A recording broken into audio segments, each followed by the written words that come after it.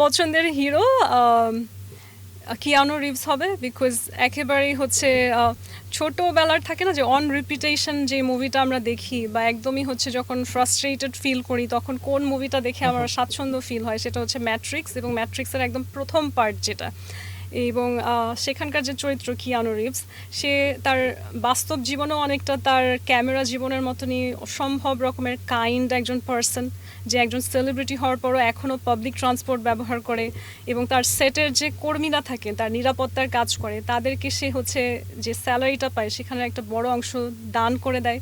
তো এই মহানুভবতার জায়গাটা আমার ভালো লাগে। ব্যক্তিগত জীবনে চলে যায়, আসলে আপনি যদি আপনার জীবনের জন্য এমন কোনো নায়ক বা হিরো চুজ করেন আপনার জীবন সঙ্গী হিসেবে, তারও এমন ওই অ্যাক্টরের মতো অনেক বেশি কাইন্ড হইতে হবে কিনা, বা কেমন আসলে আপনি মানে হোপ করেন, বা আপনার এই প্রশ্নের উত্তর তো আসলে যেটা সত্যি মন থেকে উত্তর, একবার আমি দিয়েছিলাম কোনো হচ্ছে এক মিডিয়া ইন্টারভিউতে, তবে সেটা আসলে অনেকের কাছে কিছুটা হচ্ছে ডিফিকাল্ট টু গ্রাস্প হয়ে গেছে।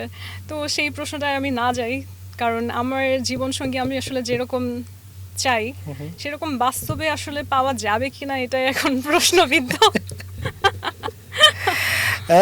সেক্ষেত্রে একটু ঘুরিয়ে আসলে এই জায়গা থেকে জীবন সঙ্গী পাবার জন্য, বা জীবন সঙ্গী তো অনেক বড় একটা বিশাল ব্যাপার, কিন্তু প্রেমে পড়া খুব ছোট ছোট ব্যাপার। মানে আপনি নিঃসন্দেহে বিউটি উইথ ব্রেন, আপনাকে দেখে হয়তো বা অনেক যুবকই আসলে অনেকবার প্রেমে পড়েছে হয়তো বা। আসলে আপনি কখনো কারোর প্রেমে পড়েছেন কিনা? মেঘনা আলমকে প্রেমে ফেলা একটু কঠিন, তবে প্রেমে পড়ে গেলে আমি আসলে ভালোভাবেই পড়ি, এটা আমি বুঝতে পেরেছি। অনেক ধন্যবাদ। একদম শেষ প্রশ্নে আমরা চলে এসেছি। আমি Okay. ঠিক এই জায়গা থেকে টিকার থেকে চলে যাই, সেটি হচ্ছে আপনার যে নির্বাচনী এলাকা সংসদীয় আসন ঢাকা ৮, ওই নির্বাচনী এলাকার ভোটারদের জন্য আপনার কোনো বার্তা থাকবে কিনা, বা আপনি কি বার্তা দিবেন তাদেরকে? ঢাকা ৮ আসনে যারা ভোটার রয়েছেন তাদেরকে আমি শুধু একটা কথাই বলবো, আমি এই ঢাকা ৮ আসনে আপনাদেরই সন্তান, আপনাদের কন্যা সন্তান।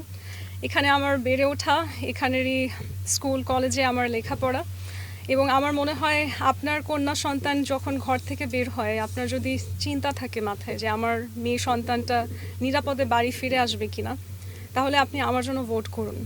কারণ এই আসনে আমি আমার নিজের যে অভিজ্ঞতাগুলো নিয়ে বড় হয়েছি, আমি সিদ্ধান্ত নিয়েছি আমার এই আসনকে আমি সবচেয়ে নারীবান্ধব আসন, সবচেয়ে নিরাপদ আসনে পরিণত করব। এবং আমার এই সংকল্প 5 বছর পরে আমি নিজে ভিজুয়াল রিপোর্ট দেব যে 5 বছর আগে বাংলাদেশ কোন অবস্থানে ছিল, 5 বছর পরে কোন অবস্থানে আছে।